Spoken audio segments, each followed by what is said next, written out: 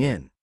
She shuddered as she heard it, jumping up and hiding in a small cubby near the roof of the cave room. I made it to the western system. All I need to do is reach the ice keep, and everything will be fine. She snuggled into the small hole. A little rest first never hurt nobody though. Chapter 67. Magic. Dorian looked up at the towering world bridge, his feet itching. The huge structure was awe-inspiring. This was the second world bridge he had seen, but that didn't shake his amazement. Such a large pillar of land, shooting straight up into the air, was incredible to look at. The twisted gravity at the base of the world bridge was another odd, but fascinating function. He had a bit more time, now, to safely observe his surroundings than he had the last time he was walking on a new world bridge. As he continued jogging forward in great leaping bounds, he paid close attention as he reached the base of the world bridge. Gravity began to shift, going from down being towards the center of Taprisha to pulling towards the center of the world bridge. Dorian shook his head in amazement as he began to go up the edifice, taking a moment to look back at Taprisha. It was actually rather disorienting, he noted. He felt like he was in the movie Inception from Earth. The planet of Taprisha, and the plateau that held the city-state of Hebden looked like a giant wall spreading out off behind him, while the ground he stood at felt firmly like the normal ground. A long, widespread forest spread about before Dorian as he began to scale the world bridge. Thick foliage and trees scattered in every direction, teeming with life. He saw several different breeds of deer, bears, and other types of wildlife, already in just a few minutes of travel. After moving for around a mile, he made it to one of the large rivers that were present on the world bridge. A clear, rushing stream that stretched around 12 meters wide. He leapt over the stream in one massive jump, laughing with exhilaration. The sheer fact that he could leap so far was a massive rush to him. On the other side of the stream was a wide, 10-meter-wide cut stone road, paved by the city-state of Hebden. It was the most commonly used road for travel to Blizzeria.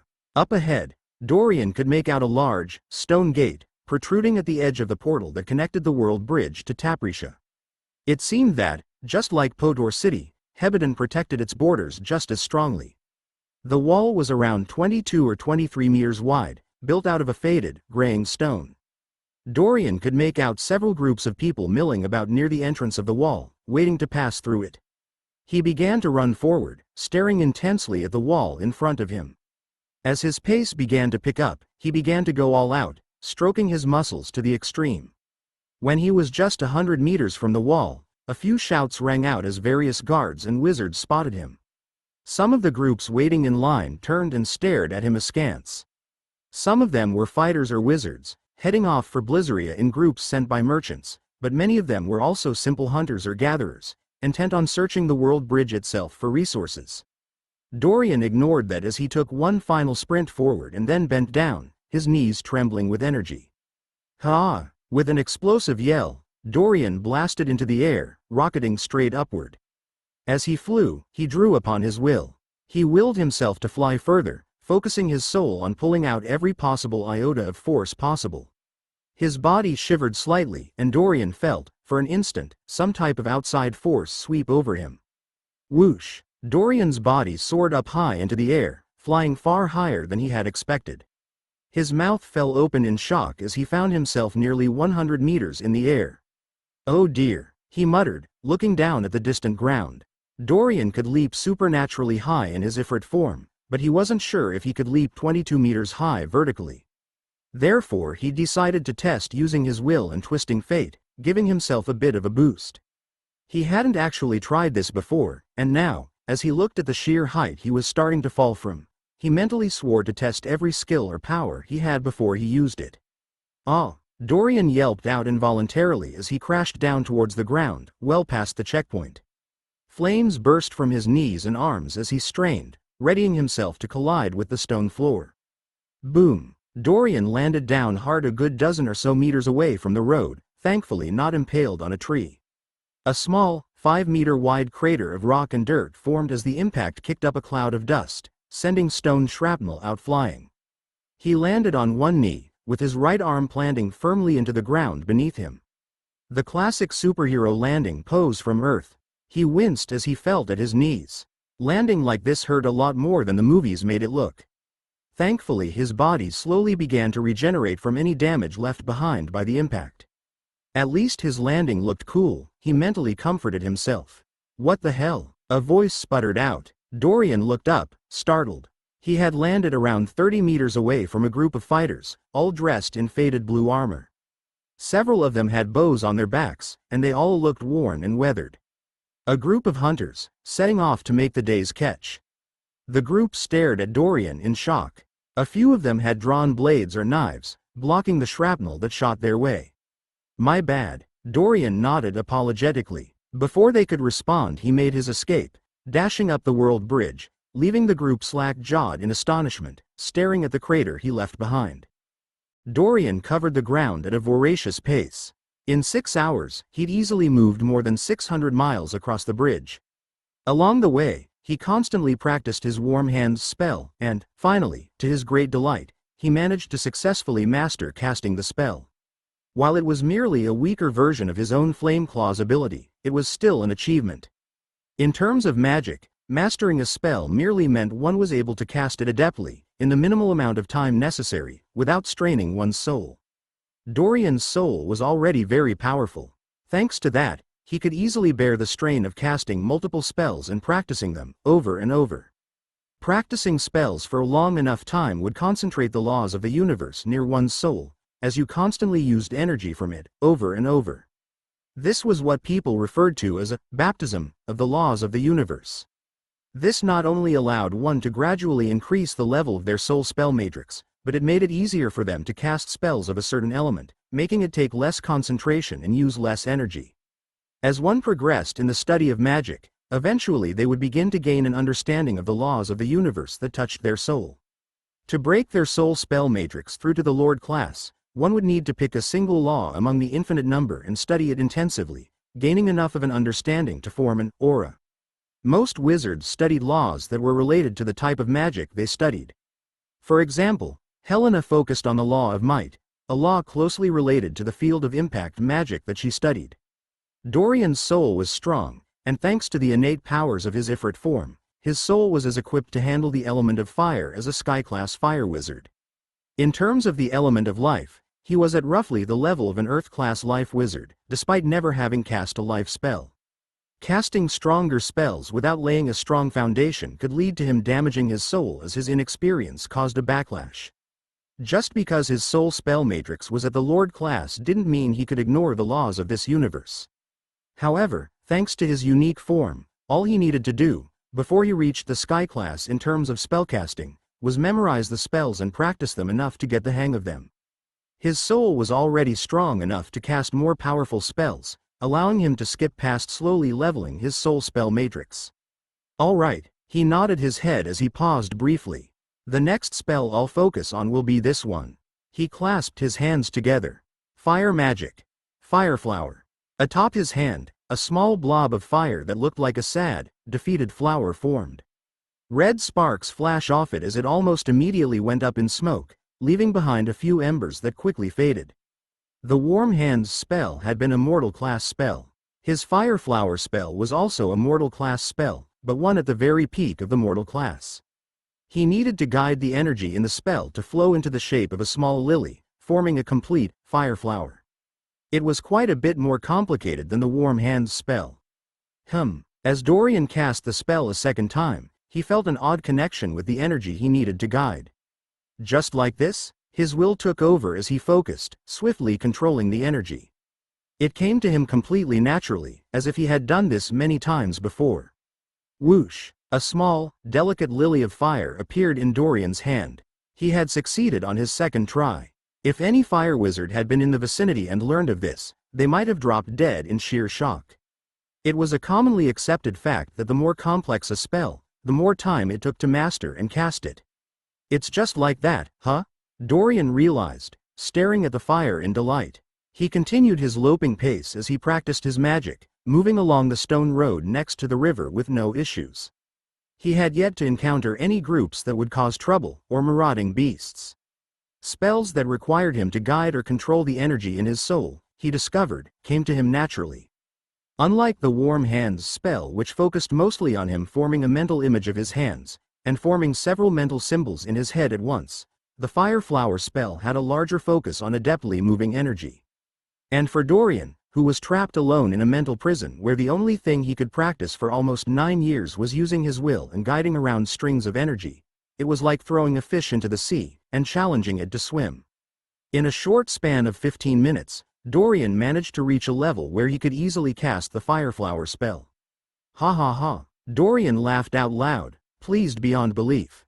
He made a mental note to focus more on mastering fire magic spells that required moving energy around.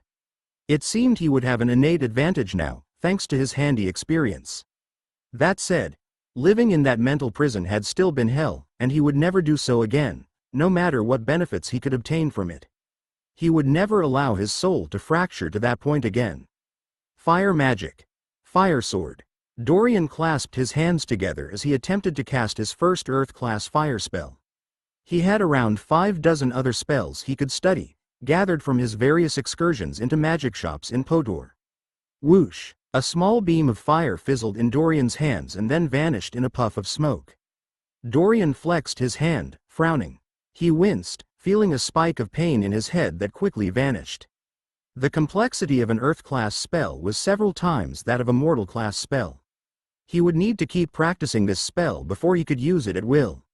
While his innate energy control would give him an advantage, he still needed to take things step by step. A little annoying, but what can you do? He shrugged, preparing to cast the spell a second time.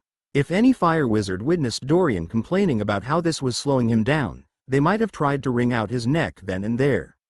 The huge advantages Dorian had were already accelerating his growth in magic at an unheard of degree. As he was readying himself, a mental alert went off in Dorian's head. Genetic repair complete. Ifrit form fully adapted, data fully gathered. Oh, Dorian pulled up his status. Dorian, Soul status, Soul stage. Lord class, early. Health.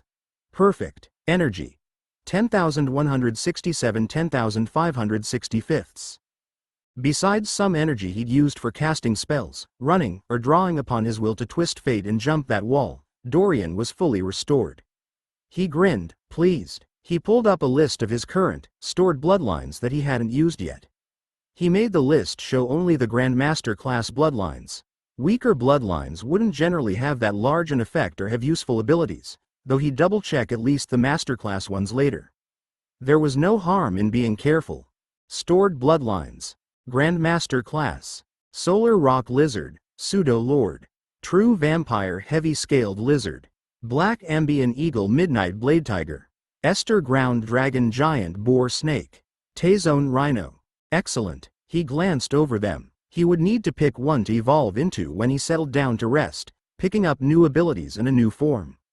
First, however, there was something else he needed to check. Osra, do a full scan and run of all bloodlines my Ifrit form can combine with, and list out the possible hybrid forms. Chapter 68. New Forms and New Abilities. Scanning. Gathering data and cross-referencing. Osra's voice rang out in Dorian's mind. A few moments passed. Dorian played around with a flaming lily while he waited, admiring the elegance of the small, fiery flower. Osra eventually returned with a response. Some of your bloodlines already have traces present within your Ifrit form, or parts of the bloodlines have been used to create your Ifrit form. The effect these bloodlines can have are somewhat limited. However, by increasing their concentration, alongside mixing other bloodlines, 3 viable transformations have become available. Combining. Ifrit bloodline and human bloodline. Demonic human, fire, Grandmaster class, peak. Maximum energy level, 998. Ability. Fire sense, constant regeneration. The human race is one of the most adaptive in the 30,000 worlds. During the First Great War, tens of thousands of years ago, the ancient demon race experimented upon thousands of species, creating new breeds of demons. One of these was the demonic human race. A humanoid that is mixed with the base blood of any type of ancient demon. These creatures possess skin color that matches the element they are aspected towards. Demonic humans aspected towards the element of fire are resilient, agile, and strong, with the ability to regenerate from grievous wounds with ease.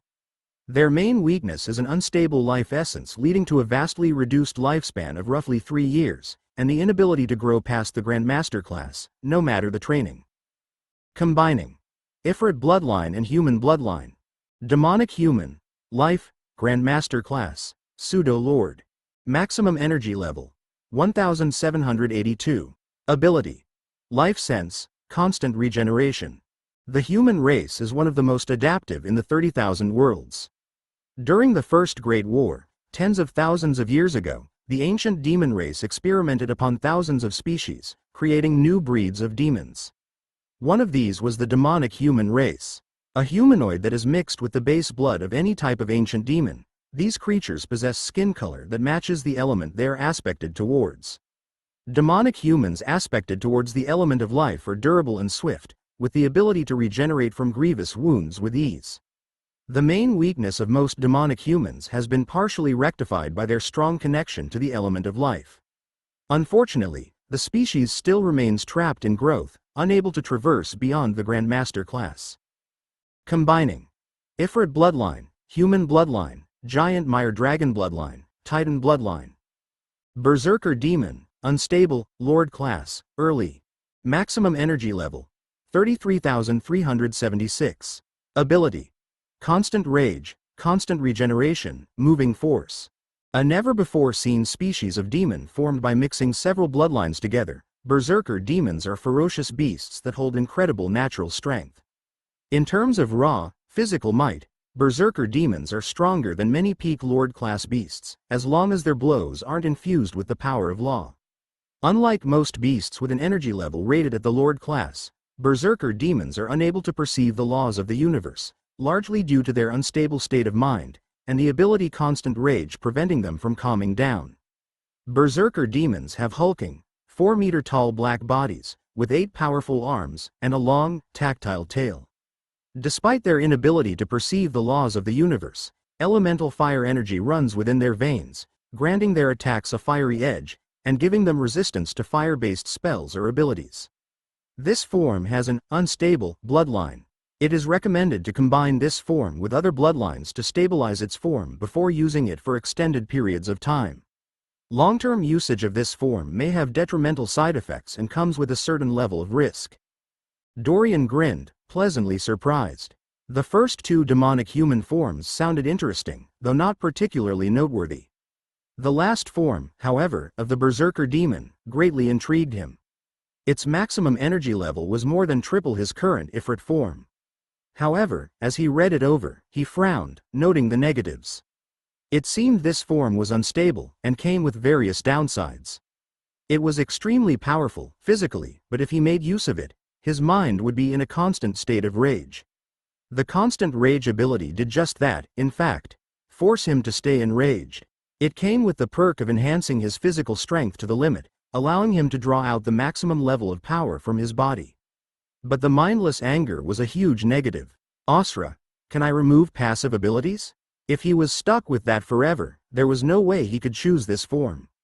Yes, you can remove any passive ability you have gained at will. However, you cannot remove passive abilities that are tied to a specific form. He grimaced. It seemed he'd have to keep the constant rage ability anytime he was in that form. He mentally looked over the other new ability of the Berserker demon, the moving force ability. Ability. Moving force. An ability unique to the newly created race of Berserker demons. These creatures have the unique power to draw upon the energy of the world to increase their momentum. This drawing on is done subconsciously as they move forward, increasing in power and strength the longer they run undisturbed. The only real limit to this technique is the physical strain it forces upon the user. This, combined with the already powerful physical strength of the Berserker demon, would make the form a deadly threat. Especially when Dorian combined that with his own powers. His passive great strength ability, his emerald flames, his condense ability, and his skills and experience. He was slowly building up his strength. He nodded. Asra, combine the bloodlines to form the Berserker demon. However, don't evolve me into it yet, just have it ready. Acknowledged. Asra's voice rang out in his mind as she set to work, setting up the form for him. A few seconds went by. The task is complete. He smiled. At the least, he had added a new trump card to his deck, even if one with significant negatives. He'd try out the abilities it had when he used the new form, testing it later. All right, he frowned, moving on past that. He needed to pick a new bloodline to develop. He glanced over his selections before making a decision. Asra, evolve me into a black Ambian eagle. Now that he finally had some time to relax, Dorian went with what he considered the most useful of his current bloodlines. One that would grant him the ability to fly. Black Ambian eagle, Grandmaster class, middle. Maximum energy level, 263. Ability. Steady wings, basic magnetic manipulation. Black Ambian eagles are a rare breed of nocturnal birds.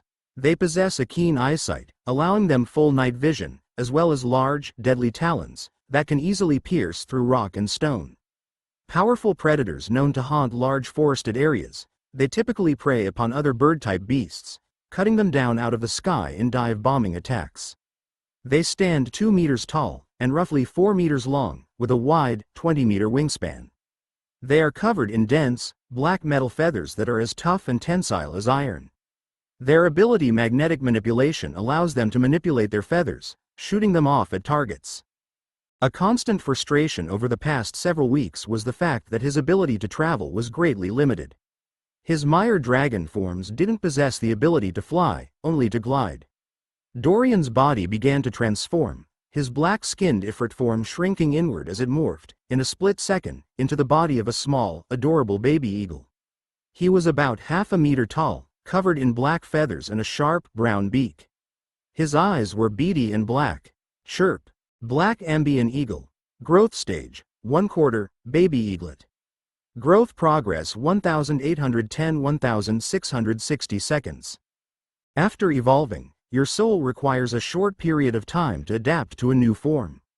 Because your soul is at the Lord class, this adaptation period is reduced to 1 hour. The stronger your soul, the less the adaptation period. Osra's voice rang out in his head. Oh, right, I just need 1 hour. Dorian smiled, pleased. He'd forgotten that as his soul grew stronger, the adaptation period grew shorter. 1 hour was basically nothing. Thankfully, the energy he'd managed to store up over the past few days was enough to evolve him to the second growth stage too, something he would take advantage of as soon as possible. He glanced over the steady wings ability.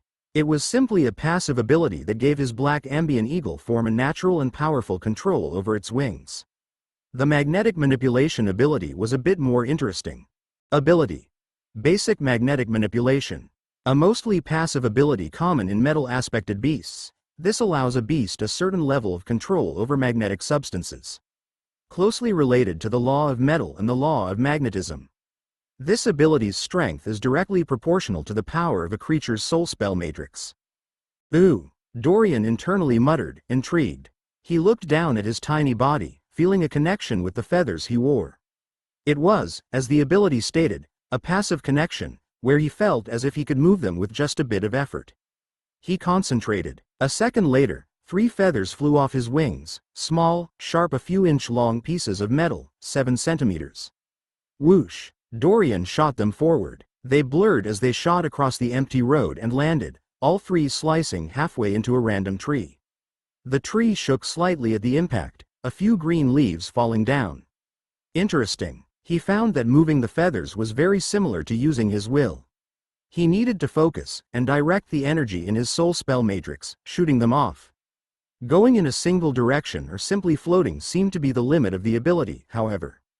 Dorian found that no matter how much he tried, getting the feathers to turn while using the ability was extremely difficult. It seemed he'd need a more advanced version of the ability if he wanted full control. All right, I'll grow this bird fully, and then after that, we'll go for the solar rock lizard. He needed the utility of a creature that could fly, but he badly wanted the attack power of the solar rock lizard. He nodded, and then looked up at the sky. A deep excitement began to race through him. He was about to fulfill one of his dreams. To fly freely and soar through the sky. Dorian shook just at the thought. Without any more hesitation, apart from making sure his spatial ring was secure, latched into one of his talons, Dorian launched himself into the air. A small gust of wind smashed down as he broke above the tree line, air streaming past him. As his wings ran flush, some of his natural instincts in this form took over. Dorian shot off into the sky. Woo! He mentally yelled in delight, exhilarated. His eyesight in this form was slightly changed, letting him more easily focus in on things that were far away. When combined with his demonic sight, his field of vision was expanded even further. He could make out small, tiny creatures, moving in the underbrush or trees down below. Dorian flapped his wings harder, going higher and higher. The wind whipped past him even harder as he soared, floating high above the world below. His wings and face were aerodynamic, perfectly proportioned to let him skim through the air. Wow! His only thought centered around how incredible this was. The ground beneath him became tiny, the world bridge itself fully visible. The pillar of land was relatively small in width, only around 50 miles wide. Dorian could make out the rounding shape of it as he flew higher and higher. Crack! A loud noise jarred Dorian from his delight. A sixth sense in him seemed to warn him to dodge, one that he followed as he twisted, hurling his body downward. Not a moment later, as Dorian spun around to see what was happening, a small, almost invisible spatial tear ripped apart the spot where he had been flying. Spatial tears were cracks in the air itself, caused by fluctuating space. They were incredibly dangerous, full of random amounts of elemental energy. They healed up almost instantly, the energy moving forward in ever-closing new cracks. Oh right, Dorian flapped his wings as he regained control, flying much lower. The world bridges were surrounded by massive spatial tunnels. Outside these tunnels, millions of spatial cracks swarmed, obliterating anything nearby. If one strayed too close to the edge of a world bridge, the spatial cracks could be drawn to your form. Each crack was deadly, and Dorian had no intention of experiencing the danger of one. He took care to fly just a couple miles above the world bridge. Any farther than that and he would be too close to the spatial cracks. Still, as Dorian began to fly forward, he settled back into his mood of enjoyment. The ground rushed by underneath him. He was flying. A dream almost every human had, at one point in their life. To throw off the chains of gravity and sail among the sky. He took a few minutes simply to enjoy the sensation. As he flew, he noted his speed. In his current form, he was actually slower than when he was in his Ifrit form, running on the ground. He nodded, accepting the fact. This was only the first growth stage of the black Ambian eagle, it was natural for it to be a bit slower. The miles passed by beneath him, regardless. Flying animals were not super common on world bridges, partly due to the presence of the spatial cracks at the edge of the bridges. After a few more minutes, Dorian saw a large group of mercenaries, trudging down below. There must have been 40 of them, all dressed in dark green and blue armor or robes. A troop headed for Blizzeria, he gathered. He'd seen dozens of other groups when he was running in his Ifrit form earlier. There must have been thousands all headed off for the exotic world, seeking to find the treasures and rare resources present on it. From the info Dorian had gained, Blizzeria was indeed full of treasure. The ruins of the fallen civilizations were rife with old treasuries, rare magic herbs, rare minerals, and natural treasures. They were also full of danger. Dorian mentally began to go over his route, in preparation. He was only around a day and a half away from Blizzeria, going by his current speed. Blizzeria was one of the smaller planets, only spanning a few thousand miles wide. Its surface was covered in harsh snowstorms, rife with dangerous phenomena. The only truly safe routes were to travel through one of the 3 enormous cave systems that spanned the entire planet. Dorian's route would take him through the western cave system. He needed to pass through the heart of the fallen civilization of giants, along a dangerous route, to reach the world bridge to Paxatal, his next destination. The underground caves were very different from Earth's caves. Many of the chambers were literally miles wide and tall, enormous caverns that looked as if they should have caved in long ago. There were cramped, small caves, similar to Earth's here too, but also many of the giant, wide-open passages. Dorian didn't think he'd have any problems using any of his larger forms here, especially considering the towering giants that used to call this world home. As his thoughts were running over his plans, he spotted another group, down below him. His eyes zeroed in on the movement, revealing a quartet of human hunters. They were currently laughing, sitting around as they looked at an animal lying down on the ground in front of them. Each hunter wore a brown set of leather, with a small blade strapped to their sides. They all looked muscular and strong, like powerful fighters. He had Osra scan them, and found that they were all sky-class warriors, following some rudimentary mystic martial art. His understanding of mystic martial arts was rather low, since he'd never obtained any manuals on them or studied them, but he knew from his general research that mystic martial arts were similar to studying magic. They were just a dumbed-down version that required intense physical training, repeatedly, to make up for the lack of casting spells, and slowly increase the strength of one's soul spell matrix. A small, green-skinned deer, covered in bloody wounds, was struggling at the center of the hunters. Several small knives were stuck in it. Dorian frowned when he saw this. Or, rather, he tried to frown. His black Ambian eagle form wasn't exactly one that he could easily make expressions with due to its beak. He was just about to dive down, and tell the hunters off, when he froze, lost in thoughts for a moment. What was the point in stopping these hunters? Was he going to attack them for simply hunting a deer, a prey animal, for its meat? Was he going to kill anyone that ate meat at all? He himself ate meat, and had hunted other animals before. Was he any better than them in that regard? Killing was not always wrong, and he drew the line at intelligence, self-defense, or necessity. But where, exactly, was that line? Some of what he had talked about with Helena struggled forth within him. He could not save everyone. This world, this reality, was cruel. The mighty ruled, while the weak gave way. Was he going to go out of his way to stop every single grievance he saw? It might just prove a huge waste of time, and slow him down from his other plans. He might even be putting William's life at risk, just to help others. What should he do? Dorian's heart grew chaotic as these thoughts all crashed down on him at once. For the first moment in a long time, he felt incredibly unsure of what to do, and where he should go. What am I? He thought, feeling a sense of loss. As his mind became a mess, he strangely felt himself recede, his memories going back to his life on Earth. To a day where he had talked with his father. His dad had told him something that stuck with him, on that day. Integrity is doing the right thing, even when no one is around. Dorian looked down at the struggling deer, his force of will rising within him. What they're doing to that deer is wrong, he thought, watching as they threw another dagger into the small deer and laughed, essentially torturing it. They weren't just hunting it. He wouldn't stop them if that was all. I don't need to make it more complicated than that. His heart found peace. If someone does something wrong before me, I will stop it. Simple as that. He nodded. His eyes zeroed in on the warriors as he entered into a dive bomb, hurtling towards them, immediately taking action. Simple as that. Chapter 69. Taking root. Whoosh. Dorian cut down through the air at a breakneck speed, his body blurring as he moved.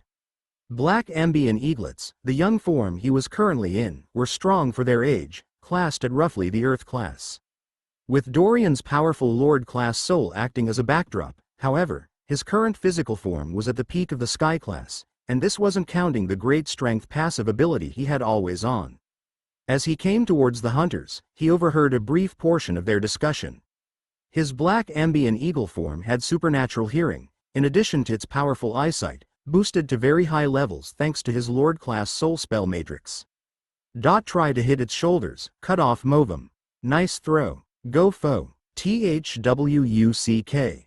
Dorian landed right atop one of the hunters, his body colliding with a resounding echo. He grunted as he felt the impact, shrugging it off as he sent the hunter flying.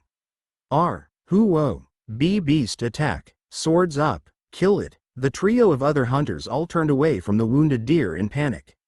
Two of them unstrapped bows, while the third drew a sword and lunged forward towards Dorian. HMPH. Dorian couldn't speak in this form, but he could still snort. He took a deep breath, and a second later, a billowing cloud of emerald green flames washed into the air, just above the hunters. The dragonfire smoldered, incredible heat and energy blasted off into the sky. Oh my god, a phoenix? Nobody move. They all froze, including the hunter Dorian had slammed into.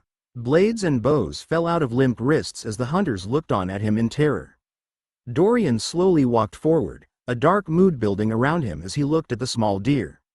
It was panting lightly, blood dripping down its lips. Several long and small wounds covered it, with two particularly large ones on its lower back. They were playing with it, rather cruelly. A green deer, an Earth-class beast. It has suffered severe injuries, and its life force has drained. It is beyond healing. Osra's voice echoed in his head. Dorian frowned, or rather tried to, once again his eagle form not allowing any real facial expression. He drooped out one of his wings, touching the deer carefully. It wheezed and struggled faintly before giving up, going back to its sad panting. What do we do? The panicked whispers of one of the hunters caught his ear. I think it wants the deer? Another began, before being cut off as Dorian looked up, angrily yelling. CAWWWWWW. His words didn't make any sense, but his tone was clear, as he looked from the deer, with its grievous injuries, and then back to the hunters, several times. I think it's mad at us? Another hunter said, his voice tinged with confusion. Dorian just glared at them. He then looked upward, letting loose another billow of emerald flames. The hunters cowered, looking terrified. Oh great Phoenix, please forgive us. We will never repeat our foolish actions again. The quartet dropped their weapons and stepped backwards, all of them beginning to beat a fast retreat. They yelled out apologies over and over, professing their loyalty as they ran away. Dorian watched them flee, his feelings mixed. At least the terror he'd inspired should have some impact, he hoped. Wheeze. He looked down at the dying deer as it coughed, its body shivering. It trembled one last time, and then lay still, dead. He sighed. In the end, it was just a deer, and the only thing it could do was struggle before it died. A sad, painful death. His heart went out to it, even if it wasn't particularly intelligent. No creature should have to suffer torture of any kind. As he was sighing, feeling morose, he caught something, on the very edge of his supernatural, heavily boosted hearing. He only caught it because he'd kept his attention honed in on the hunters, tracking them. As they fled several hundred meters away, they seemed to grow a bit more confident, feeling as if they'd managed to get away. Daryl, one of the hunters spat out as his chest heaved, catching his breath. We gotta go back for our stuff. I can't leave my Burwood bow there, or my Talendale sword. Yeah, my ironwood bow is there, that cost me a pretty penny. Yay, quiet. The apparent leader of the hunters, Daryl spat out, cursing. It's just a stupid bird, a strong one. Those flames were something else, it might be a peak sky class, or even early master class. We'll just wait for it to leave. He motioned for his men to settle down, staying low. Dorian snorted, rolling his eyes. They were certainly quite fearless. A smolder of anger still sizzled in his heart as he looked down at the poor, torn corpse of the deer, and sighed once more. Everyone deserved a second chance.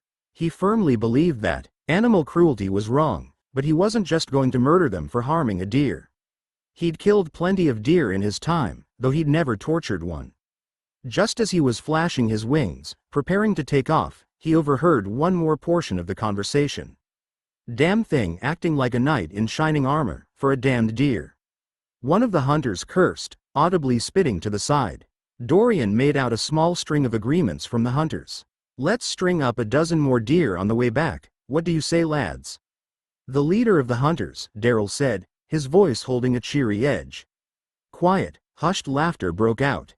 Shush, shush, keep it down. We'll have our fun once it's gone. Let's give it 15 minutes before we go check on the gear. Silence for now, Daryl ordered, his voice commanding. Dorian froze, mid-takeoff. He slowly lowered his wings, turning his head to face the direction, several hundred meters away, where the men were talking. He couldn't see them from this distance, the dozens of trees between them blocking off his vision. He stared in their direction, however, his movements calm. A long moment passed. William, Dorian mentally stated, William, what did I do wrong? I gave them a second chance. His wings started to tremble. His whole body shook for a moment. I gave them a second chance, Will. But they aren't taking it. All of a sudden, Dorian felt as if he was alone again. Back in the mental prison inside his head, where he had stayed for years.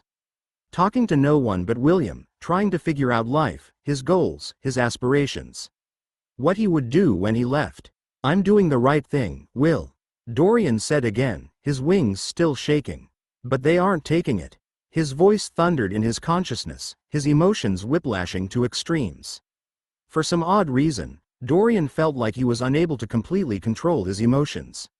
This was the first time, since he'd left his mental prison, that he'd encountered a situation like this. His mind shook briefly. He had done everything right, but still failed. Deep down in the recesses of his mind, something inside him, something delicate and worn away by years of constant loneliness, seemed to crack. Some part of his soul seemed to react to this, unbeknownst to Dorian, tiny dark tendrils in his mind very, very slowly starting to spread. Abruptly, he began to laugh. A vast, wonderful feeling of relaxation and exhilaration filled Dorian as he laughed out loud, an odd, keening noise when coming from a black Ambian eagle. I figured it out, Will. There is always a right answer. If this one didn't work, I'll just make my own. He felt like a heavy load had been lifted from his shoulders. As he spoke, his mind entered an odd state. He almost felt like he wasn't entirely in control of his body.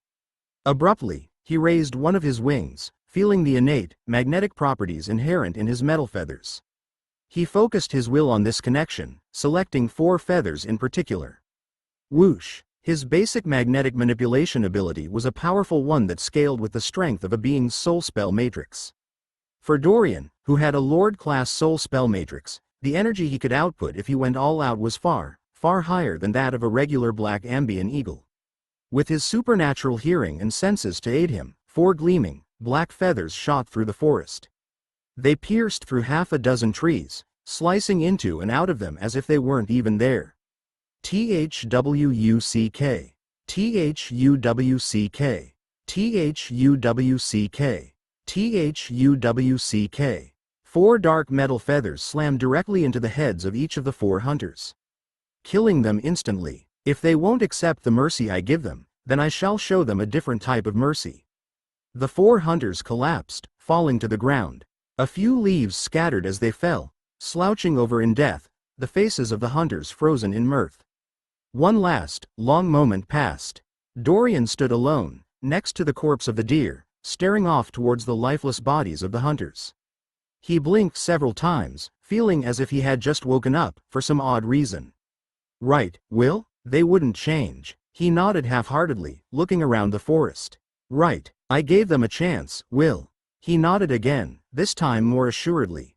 He turned and bowed towards the dead hunters. Life is precious. Value yours more wisely next time. He gave one last stiff nod, and then gathered his wings under him, launching himself into the air, deciding to leave all of this behind. Come, Will, let's keep going. We'll reach Blizzeria by nightfall. Black Ambian Eagle. Growth stage, 2/4, young adult eagle. Growth progress 412 4484. Dorian rubbed his chin as he looked at the required energy values he would need to advance his black Ambian eagle form. He'd gained a bit more energy, thanks to some hunting and snacking on a magic herb from his spatial ring. He was back in his Ifrit form and feeling better than ever. For the first time in what felt like a while, Dorian felt as if he didn't have a single worry weighing him down. Even his current journey and quest to save Will didn't feel like a chore, but instead a happy experience waiting to happen. He smiled, unable to help himself. I can't combine my black Ambian eagle with my other bloodlines till I fully grow it, he muttered, frowning half-heartedly. He rubbed his chin again, thinking over his options. Night spread out around him. Several hours had passed. He was currently standing atop a large tree, looking off into the distance. About a dozen miles from Dorian, a huge, gaping portal shimmered. The edge of the world bridge. The entrance to Blizzeria. Even from around a dozen miles away from the portal, Dorian could still feel a cold breeze, shuddering through the forested area. His Ifrit form was aspected towards fire and life. It was incredibly resistant to both. It also happened, however, that because of that, he was able to handle cold weather reliably. The fiery heat and life energy within him made his body resistant to the icy air. His body would use up a bit more energy, however, and gaining a form that was naturally adaptive to cold areas was on Dorian's checklist. But it wasn't an urgent need. He shrugged. Whatever. Let's just go, we'll figure it out on the way. Dorian leapt up into the air, crashing through the sky as he began to run off towards the end of the world bridge. He called to mind the map he'd memorized, readying himself to enter the complex cave system. Charging bravely towards a new world. Chapter 70. Veritas. Dorian was greeted by a wall of white, brilliant white snow, whipping about in the fierce winds, tore into him and everything near him. Cold, bitterly cold air slashed down on him, making him shiver even in his Ifrit form. His breath froze the moment it left his mouth, transforming not just into white fog, but directly into ice. K. The snowstorm echoed out with an odd, irritating whine, constantly ringing in the background. He smiled, enjoying the unique experience, even in his discomfort. Internally, Dorian stoked the latent fire energy and life energy in his veins. The small fires that burned permanently on his elbows, knees, and head grew fiercer, forcing a current of warmth around him. Show me my status. Dorian, soul status, soul stage. Lord class, early. Health. Perfect. Energy. 10,540 10,580ths, draining 0.03% per minute. Oh, he smiled, noticing that his maximum energy level had risen as a result of the constant magic practice he'd been undergoing. The increase was rather small, but it showed how constant training could increase your strength and the power of your soul spell matrix. Once he started practicing stronger spells, the increase would no doubt be larger. Keeping himself warm was draining about 3 points of energy per minute. Not a crazy large amount, but a noticeable drain. He raised the priority of getting a form that adapted to the cold a little higher. Dorian began jogging. He was still on the world bridge. However, he'd moved past the opening portal that connected the world bridge to the planet, from the huge spatial tunnel. The bitter cold here, when he was exposed directly to the weather of the planet, was ferocious. The world bridge grew narrower and narrower as it drew closer to the surface, thousands of years of extreme weather wearing it away. The center of a world bridge was said to be impossibly dense, and impossible to cut through, but the outside edges could still take damage. It went from tens of miles wide to just a few miles, to just 1,000 meters, 0.6 miles. Visibility was reduced to almost nothing. He could barely see 10 meters in front of him, even with his powerful eyesight. The forests that covered the world bridge were nowhere to be seen, long since wiped out. All that was left was barren stone, scarred and worn away. He squinted as he ran forward, going over the information he'd memorized. The world bridge from Taprisha to Blizzeria descended directly into the western cave system. The part of the bridge that Dorian was on was exposed to the dangerous weather of the surface. The bridge itself actually moved into the massive cavern. This was partly the reason teams from Taprisha would seek out the cave system for its rare treasures. As long as you stayed on the world bridge and went straight forward, you would end up in the cave system and avoid the dangerous surface. Gravity and other functions operated weird around the world bridges. This acted like a somewhat effective shield against the dangerous weather of Blizzeria. Spatial storms were a relatively common sight on the surface world of Blizzeria, alongside storms where the temperature could drop far below freezing to dangerously low levels. Even now, as Dorian moved forward, he could feel the air growing colder and colder. Soon he was draining 4 points of energy per minute. This climbed to 5, and then kept increasing all the way up to 10 the closer he got to the surface, and the less the unique gravity and phenomena of the world bridge came into effect. Dorian felt his movements seemed to grow slightly slower. The world itself seemed to have slowed down to some degree, due to the mysterious weather that was currently storming all around him. You are currently caught within a distorted field storm. Recommendation: leave the distorted field. Asra sent him a notification. Dorian grunted and rolled his eyes. If he could leave the field just like that, he would. He'd read up about this in his research. A distorted field was an area where functions like gravity, time, and temperature would shift, operating oddly. On Blizzeria, this meant time literally moved slower or faster, while temperatures would plummet. Even on the world bridge he was still being affected. A few minutes passed as Dorian continued jogging downward, bearing the brunt of the storm. He maintained his steady state of mind, keeping his cool. Gradually, just as the effects of the storm were growing worse, the light around Dorian shifted. The blinding white snowstorm that was constantly harassing him began to die down, replaced by a dimmer, but still white light. The constant snow began to fall away, the background noise fading. His vision gradually cleared up. As it grew clear, he almost jumped backward, startled as he looked at what was in front of him. The gaping mouth of a huge, gargantuan dragon. Dorian blinked, his heart dropping for a second before he recognized what it was. It wasn't an actual dragon, but simply a carving of one. A carving done on a grand, vast scale. All he could see of the statue was its enormous mouth, its domineering eyes, and a portion of its shoulders. The open mouth alone stretched up nearly 1,000 meters in height, set into a widespread, rocky stone floor, covered in ice. The entire statue appeared to be buried almost entirely in the ground, but sunken into a type of depression, shielding it from the brunt of the weather above him. The world bridge Dorian was on ended about 100 meters away from this gaping dragon carving. Dorian reached the base of the world bridge and jumped off, a slight feeling of disorientation washing over him as gravity shifted towards the center of the planet instead of the world bridge. He'd read about this. This was the entrance to the western cave system in this area. The dragon's mouth, a gargantuan carving created by the Graycon race for reasons unknown. He needed to go into it, and take a long, underground passage more than 100 miles forward, to the ruins of the city Issachar. From there, There were several possible routes he could take that would lead him to the underground ruins of Dragonmount City. The world bridge to Paxatal was found not far from those ruins. He nodded his head with determination and ran forward, his eyes unwavering. Unbeknownst to him, as he moved through the entrance of the massive cavern, far above him a large, hulking 3-meter-tall creature turned to look at him.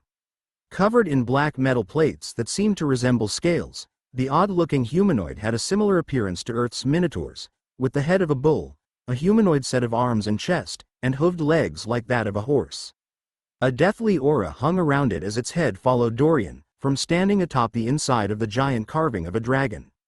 It wielded a massive, ancient-looking greatsword on its back, a weapon that was easily as tall as Dorian in his Ifrit form.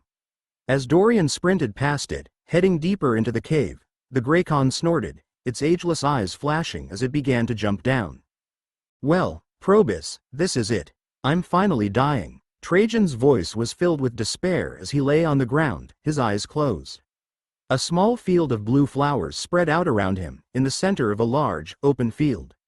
A most tragic ending. Probus returned, his body leaning up against a small boulder, the only rock in this field. His sword lay on the ground next to him, also leaning against the rock. His voice was calm. "It's all over for me," Trajan said, letting out a wheezing gasp. "I will carry your story forward 1,000 generations." Probus replied, completely serious. "Tell my wife and kids I love them." "You don't have a wife and kids." "All right, then tell my family." "Didn't your family disown you?" "Tell my fellow environmentalists." "What fellow environmentalists?" "You're the only one I've heard of. And people wonder why our worlds have fallen into such disrepair." Trajan muttered, his voice slowly fading away as he shook his head. Beyond the small, open field of blue flowers, thousands of corpses could be seen, littering the floor. The entire grassy plains, in a large, 1,000-meter-wide circle, was covered in black blood and essence, dead warriors, wizards, and assassins all over the ground. Huge, enormous cuts could be seen, earth torn asunder the assault of mighty blows in several places.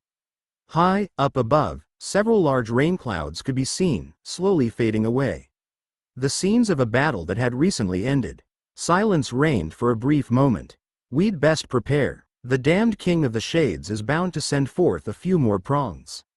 Probus was the one to speak, this time, his voice cool. "Doubtlessly," Trajan responded, not moving from his perch on the ground. "This is the third attack on us already." He shook his head as he continued. "I got a message from our favorite red-headed spymaster that said there were 4 other attacks. The Shades have finally started testing our defenses again en masse." He sighed. "All for what? Who cares if they control another world, or we do?" Trajan's body began to shiver as he stood up, stretching. Probus shrugged. "Ambition is the curse and blessing of great men, whether they be vampire or shade, eth or human, dragon or beast." He hooked his blade onto his back as he finished speaking, however, his eyes becoming alert. Trajan spun around, looking off into the distance. The field they were standing on had a special name. The Field of Moria. It was a special area right next to the world bridge to Plumedon, a world controlled by the Aurelius family. The Field of Moria was unique in that anyone that stepped within range of the small, blue flowers that decorated it would gain a mysterious ability to be aware of their surroundings, for anything within 20 miles. Wizards had oft debated how this came to be, both vampires and other races, but the field was considered a special zone, and its unique ability was used as an observation point. No one could move onto the world bridge to Plumedon without passing through the awareness of everyone in the Field of Moria. Probus and Trajan had been assigned to act as a vanguard here, with several of the other members of the Reavers spread out on other worlds, forming a protective shield. The Aurelius family preferred to use powerful elites to defend their land, wiping out any attackers. Probus and Trajan in particular were used to working alone. Despite their preference, High Lord Marcus had forcibly arranged several large troops of their forces, thousands of Grandmaster-class wizards and warriors, to stand defensively on the world bridge. Vampires were one of the leading races in the 30,000 worlds for good reason. Through natural growth and training, any vampire could reach the Grandmaster class, with very few exceptions. This gave them a huge advantage, in terms of physique and power. For the human race, only elite experts could reach the Master class, and move up to the Grandmaster class. Further, only 1 in 100 humans could become a wizard at all. For vampires, every single member of the race had the natural potential to reach the Grandmaster class, simply by staying alive. With that said, to reach a full growth cycle, a vampire would need to grow hundreds and hundreds of years old, sometimes even thousands if they did not train. Vampires were not immortal, and accidents or sickness could overcome even the greatest regenerative powers. Vampires that trained, in either magic or mystic martial arts, would be far, far stronger than those that didn't. Still, the average vampire vastly outstripped the average human in physical power and ability. The largest advantage humans had was their ingenuity, refusal to give up, and vast, vast numbers. There was no race in existence, apart from some breeds of small bugs or fish, that outnumbered the human race. A single vampire generation could span 500 years, a time where more than 15 human generations could follow. Shades were closer to humans than vampires in that regard. Their natural growth limited them to the sky class at best. They bred quickly, and had relatively short lifespans, compared to vampires, most only living for 200 to 300 years. In combat, however, they were ferocious, and their powerful aptitude for magic of almost all kinds, especially darkness-aspected magic, made them a dangerous foe. What do you think it is this time? Another scouting army? Trajan's voice was calm. They had already dealt with thousands of attacking enemies, all without breaking a sweat or relying upon their own men back on the world bridge. Most of their opponents had been at the Sky class or Master class, decently powerful for a shade, but compared to his pseudo-king class strength, they were nothing special. Perhaps, the Shade King appears to care little for his men's lives. Rather distasteful, Probus replied, his hand resting upon the hilt of his blade. 100 meters in front of them, a bright, glowing white portal appeared, shimmering into existence in the field. A standard transport portal, created through the use of space magic. Trajan's eyes tightened. He made a motion with his hand, casting a small spell to alert the soldiers on the world bridge. If needed, he and Probus could beat a hasty retreat in seconds. There were no Lord-class vampires among their forces, but over 2,000 Grandmaster-class wizards and even more warriors. Many of them had formed into large groups, working in perfect unison, gained over hundreds of years of training. The portal flashed once more, and then vanished, revealing the silhouette of a single being. A hooded woman, floating half a meter above the ground. Her eyes glowed a faint white color, and an almost holy aura seemed to surround her. Instead of a regular pair of legs, her lower half was insubstantial, made up of shimmering clouds of gray light, with a few small wavering tendrils of smoke drifting to and fro. In the woman's right hand, she wielded a long sword that seemed forged from molten light, while her left hand was sheathed in brilliant white and red spiritual fire. Her face appeared to be human, bearing a calm, beautiful appearance. Trajan's eyes opened wide as he stared at the odd woman, at a loss. Probus merely grunted, his hand tightening on the hilt of his blade. The woman spoke, "Rejoice, mortals, for I have come to spread the truth." Her voice was ephemeral, containing a mysterious power, as she continued. "The truth shall prevail. Justice shall prevail. Those in the light shall live forever." Her words sang out, full of warmth and care, giving out a sense of her showing real concern for them. Trajan's eyes narrowed as he replied, "I'm sorry, we're actually chock full of truth here. Truth about pollution, dying ecosystems, careless littering. You'll have to come back later." He waved his hand dismissively. "Yeah, Plumedone is closed right now," Probus added, his voice full of iron. Trajan nodded and shrugged apologetically, holding his arms out wide as if it couldn't be helped. The floating woman simply gave a small smile, her eyes glowing brighter, as she gently replied, "You are lying. You cannot lie to me. I am Veritas, and today you will learn the truth." She smiled a little wider, the gentle look in her eyes growing more intense. "For only in the truth can you find perfection."